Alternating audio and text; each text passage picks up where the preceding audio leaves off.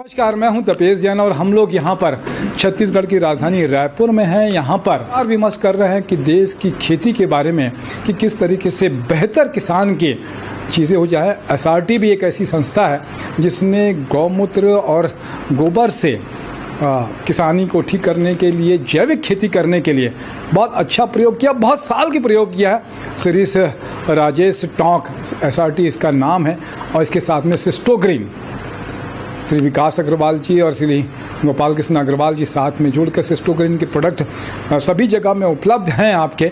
बहुत अच्छा लगता है कि पूरे देश भर से आप लोग आए हैं। 2% है हमारे यहाँ फास्फोरस, लो है बोले, कहाँ? आसाम में।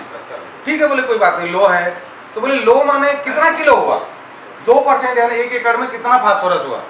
भैया आपके हिमाचल की भी मैंने मिट्टी लाई थी, वहाँ 2.5 से 3% है फास्फोरस आपके वहाँ की, और हमारे यहाँ छत्तीसगढ़ है, पंजाब है, हरियाणा है, यहाँ 6% से ऊपर है फास्फोरस, इतना ज्यादा है।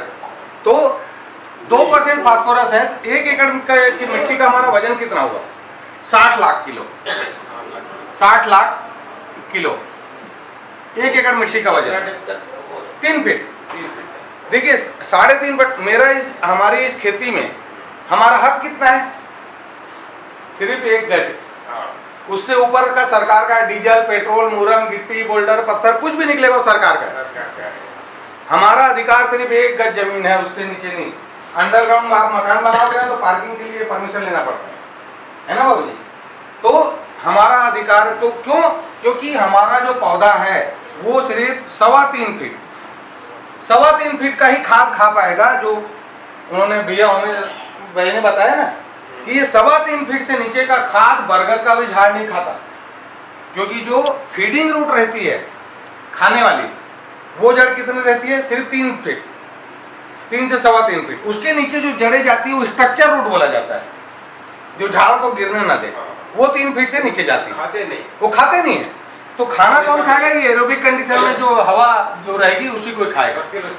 जैसे कोई भी पानी भी पी रहा है, उसका नाक बंद कर दो तो खाना अंदर नहीं जाएगा, फेंक देगा बाहर, क्योंकि यहाँ से हवा जाती है और हमारे खाने को या पानी को दबाता है तब पेट में जाता है। तो सेम इस पौधे को खाना है तो यहाँ से माइक्रोब्स रहेंगे, पोरोसिटी रहेगी, तब जाके ढकेल के पौधे में पहुँचाते हैं। तो अब उन्होंने बोला कि हमारे 1 एकड़ मिट्टी का वजन कितना हुआ?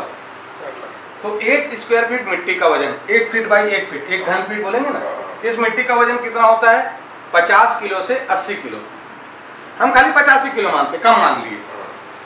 जनरली पूरे all India black cotton soil, semi sandy soil, laterite, सेटराइट, कोई भी सॉइल आप बोलो, लगभग इसी के आसपास चलता है। अब ये 1 फीट मिट्टी का हुआ। अब 43,560 स्क्वायर फीट होता है ना 1 एकड़ में, तो हम इसको 40,000 फीट लेते हैं, है ना? 40,000 स्क्वायर फीट इंटू 50 किलो, तो कितना हुआ 1 एकड़ का? 5 चौक 20 लाख किलो, है ना? 20 लाख किलो। ये कितना? 1 फीट, 2 फीट, 3 फीट और 3.25 फीट। तो मैं बोल रहा हूँ कि 3 फीट ही मानते हैं कम से कम। इसको 43,000 को मैंने खाली 40,000 कर दिया। ये इसको 80 किलो ना लेके 50 किलो ही ले रहा हूँ, कम से कम जा रहा हूँ। एकदम ध्यान से समझिए, नहीं तो बाद में आप बोलेंगे फिर मेरे को समझ में नहीं आया। अब ये 20 लाख किलो किसका? इसका होगा। 20 लाख इंटू 3 तो कितना हुआ? ये 60 लाख किलो हो गया। अब 60 लाख किलो को भी मैं और कम कर देता हूँ, 50 लाख किलो मिट्टी। तो बोले 1 एकड़ में 2% फास्फोरस है, तो कितना किलो हुआ? 1 लाख किलो, है ना? 1 लाख फास्फोरस है 1 लाख किलो। तो बोले वो आसाम के जो सर थे, तो बोले आपका जो चाय है, चाय पत्ती है, जो 25 टन पैदा करने के लिए समझो सबको 50-50 किलो, NPK तीनों 50-50 किलो खा रहा है।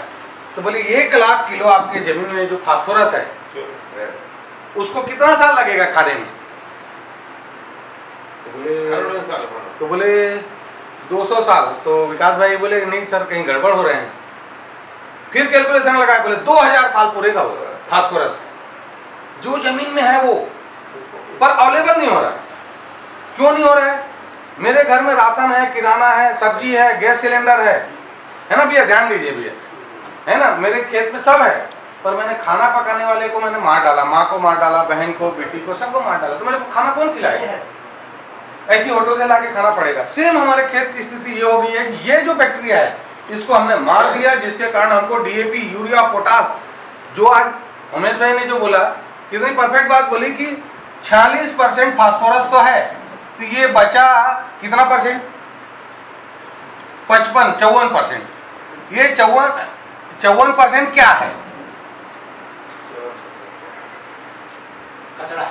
कचरा, जहर, जो हमारी जमीन को पूरा कॉम्पैक्ट करते जा रहा है। गीता में बोलते हैं ना, हाँ, अग्नि से नहीं मरते। हाँ, अब ये देखिए ना कि 1840 1840 ये डीएपी हो गया ना। हाँ हाँ, तो ये 1840 तो आप डाल रहे ना भैया, बचा क्या है? तो ये हमारी जमीन को पूरा बर्बाद कर रहा है। तो कोई भी चीज जब तक हम जैविक खेती नहीं करेंगे हम जमीन को नहीं बचा सकते, नहीं बचा सकते। तो कुल मिला के सार क्या है? जमीन जितनी स्वस्थ, उपजाऊ और भुरभुरी रहेगी, जड़ों का विकास अच्छा रहेगा, और जड़ों का विकास जितना अच्छा रहेगा तो पौधा तंदुरुस्त होगा, और उत्पादन किसी का बात नहीं रोक सकता, दुनिया की कोई ताकत नहीं रोक सकती। तो इसके लिए हमको क्या करना पड़ेगा?